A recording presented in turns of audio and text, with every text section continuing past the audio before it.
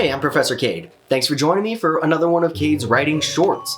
Today we are talking about who versus that. Now, this is one of those issues that I see done incorrectly probably as often as I see it done correctly, but luckily it's one of the easiest issues to fix. Who that? Yeah, that's what I said. No. Who that? Oh, that's Tiny Cade. He's gonna be helping us out today. Weird.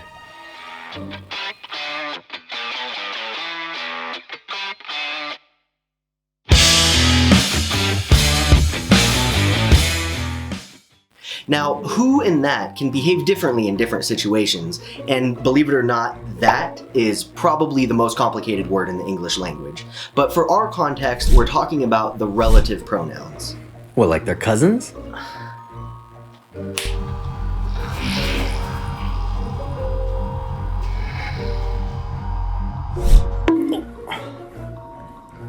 Ow! Now, let's just start with pronoun. Okay, so a pronoun is just a word that replaces a noun, and we'll remember that a noun is just a person, place, thing, or idea. Okay, and a relative pronoun is a specific type of pronoun that begins a dependent clause. We're not going to worry too much about that right now. We'll get into those specifics in a different video. For right now, what we need to know is that who and that are two relative pronouns that are often misused.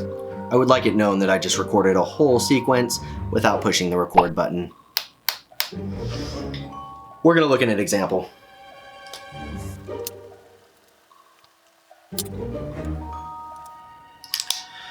Okay, so we have John Stockton is the best point guard blank ever played in the NBA. Okay, so first of all, this sentence is just a fact. Okay, John Stockton is the best. If you disagree, I'll fight you in the comments. But second of all, in this blank, we need to use either who or that. Okay, and to determine which one we need to figure out what noun, okay, again, just what person, place, thing, or idea, is our pronoun who or that replacing. Okay, what noun are we replacing?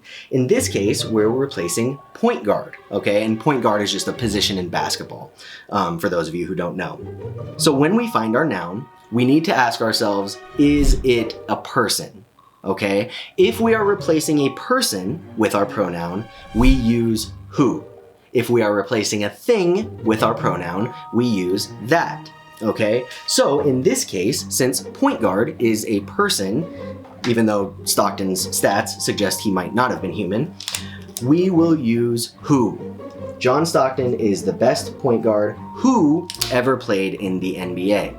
Okay, so we are going to look at another example. Hey, you mind if I take this one? Yeah, sure, go for it. Thanks. Come on, lift with your legs. I got it. I don't have all day.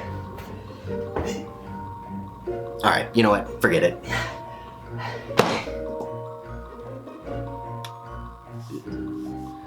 Don't worry, he's like Kenny, he'll be back. But I'm gonna handle this example myself. Okay, so we have the pen blank got the best of Tiny Cade is actually pretty light. Okay, so once again, we need who or that, and all we're gonna do is find the noun that we're replacing and decide if it's a person, okay? So, in this case, we are replacing pen.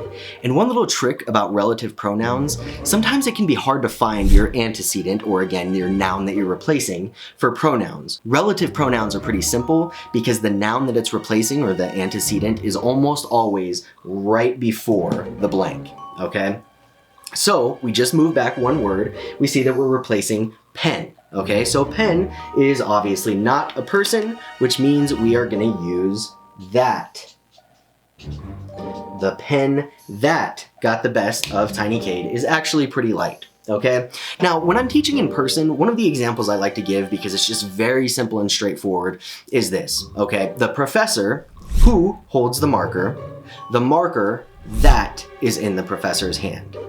Professor who holds the marker that is in the professor's hand, okay? And it really is just that simple. If you're replacing a person, you use who. Replacing a thing, you use that.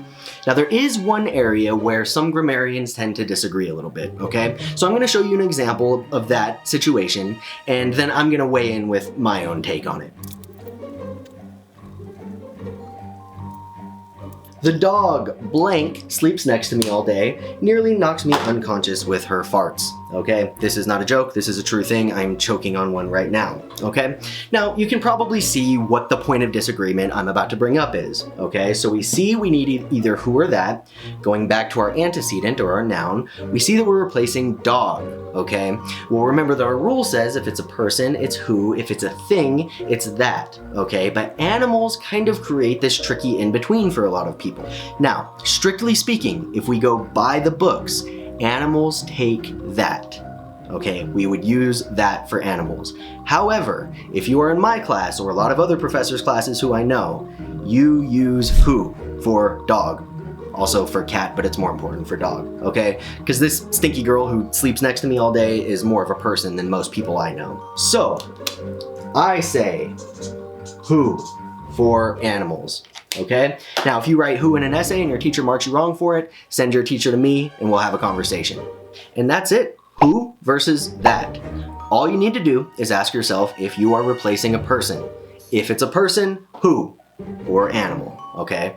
If it's a thing, that.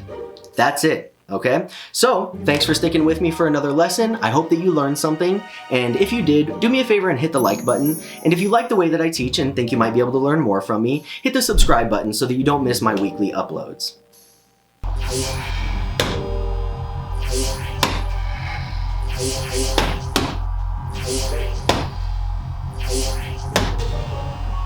It's kind of like whack-a-mole.